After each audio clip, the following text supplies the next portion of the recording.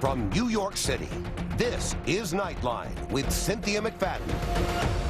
Good evening, and thanks for joining us. The risky business of flipping real estate is back, and it has some hopeful house renovators putting their family finances on the line. Tonight, you're going to meet women taking big risks. What does it take to turn a total wreck into a money-making dream home? Here's ABC's Rebecca Jarvis for our series, Realty Check. For the last few months, Cam and I have been redoing a house together that we're going to flip, and I have to say, it has been going great. Take it from Modern Family. Trying to flip houses for a profit is not for the faint of wallet. It's from Carrara, Italy. Oh. It's where Michelangelo got the marble to make the David. Oh, now we know why the David couldn't afford any clothes. And it turns out life does imitate art. This is the only bathroom? It is the only bathroom. It's Monday morning, and we're in Charlotte, North Carolina, following a pair of real house flippers.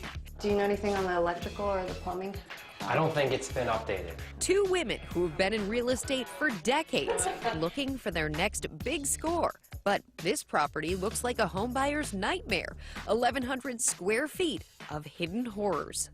I saw from the exterior the windows would probably have to be replaced. There's definitely a good bit of wood rot. Wood rot, warped floors, a dated bathroom, and a special surprise in the master closet. Wow, okay. Fireplace? Yeah. I don't think this is just kind of putting paint on it and fixing it up. This is a major redo. With the housing market improving since the crash of 2008, home flippers like Kim Williams and Maria Powell are taking advantage of the turnaround. Taking the ugly house and making it pretty.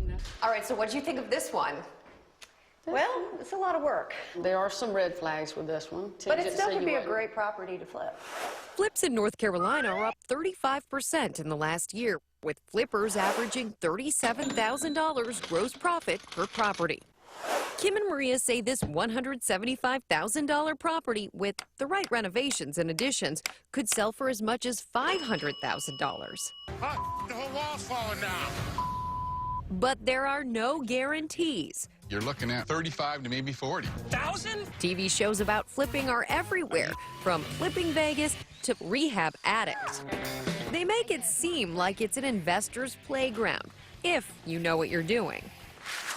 Across town, Lisa, a stay-at-home mom, and her friend Armella and Armella's sister Alita are first-time flippers trying to get into the game.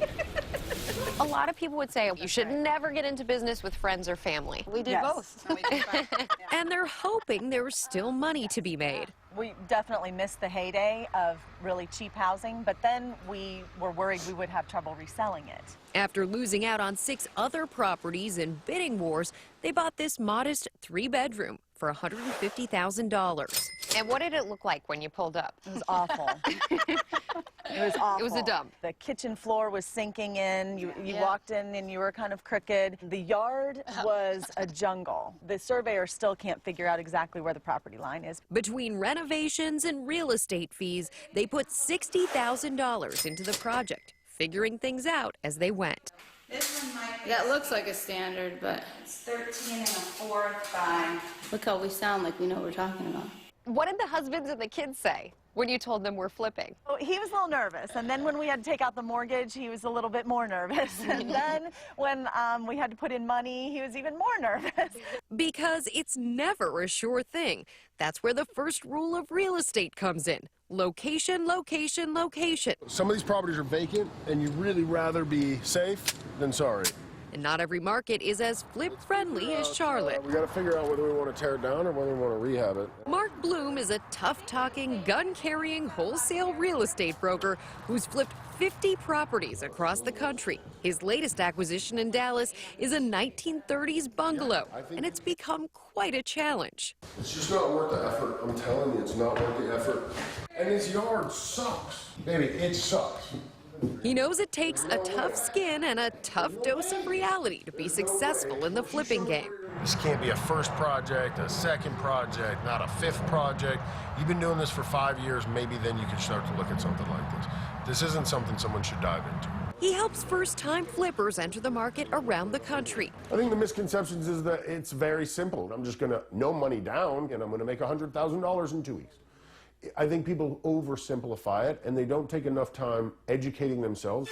Back in Charlotte, Kim and Maria realized making a profit can be tough. To make this work as a living, you've got to be working about 4, 5, 6 at least to make it 4, work. 5 to 6 to make Flips this work. within a year. Look, Maria, this is already under contract. With 12 flips under their belt, Kim and Maria are scouting this up-and-coming neighborhood for homes to add to their portfolio. How you guys doing? They already have one home going up on this block. The people that owned it and lived in it for 40 years were actually here to watch it go down. 313 McDonald will be no more. This used to be a 1,200 square foot home, but for $240,000, Kim and Maria tore it down and are completely rebuilding a 3,800 square foot house that they recently put on the market for $950,000. I think the toughest thing right now is finding the deals. 2 years ago, able to find this type of property over and over and over again. See how we have the border up here? They aim for an average return of 25 to 30% on each rehabbed property. It's not easy. Most people lose money on flips. I know a lot of people feel that they can do a lot of the work themselves, and then when it becomes complicated, then they have to hire other people, and they haven't factored that cost in. We need the lighting for sure. We need the butcher block. And they bargain hunt for everything because every dollar saved is another dollar in their pocket. But I'd buy a turd if it were half off. Mark Bloom warns, though, that when rehabbing, the key is to fix it up, not glam it out. Not every house needs to be rehabbed to the level that my wife might want to live in. It needs to be rehabbed to the level of the neighborhood so that we'll sell like any other comp in the neighborhood. Armella, Lisa, and Alita's first-time flip was finally finished after tearing down a wall, removing the chimney, gutting the kitchen, and surviving a snake encounter. There was a snake twice. 2 different ones. This past November, they listed the property for $275,000. What did you really think of this one? I think personally for me, we want something that we can grow into. I think it's priced well. But even after a successful open house, they still don't have any offers. And that leads the women to seriously assess their finances and how long they can keep the house on the market. Yeah, I think we're okay to hold till January. It's just every time we have to always make a mortgage payment. January came and went. The house sat unsold. When we listed it, we had the same dream everybody else has of selling it within 30 days. It didn't quite happen that fast. Now, 4 months later, it's under contract for $233,000. Not quite the $275,000 sale they were expecting. They'll be splitting the $25,000 profit 3 ways. We didn't want to lose money on the deal. We definitely wanted to see if we could work together without killing each other, and we wanted to learn a lot along the way. The fact that we did make money is sort of icing on the cake. I would think that we are likely to do it again. For Nightline, I'm Rebecca Jarvis in Charlotte, North Carolina. Our thanks to Rebecca Jarvis.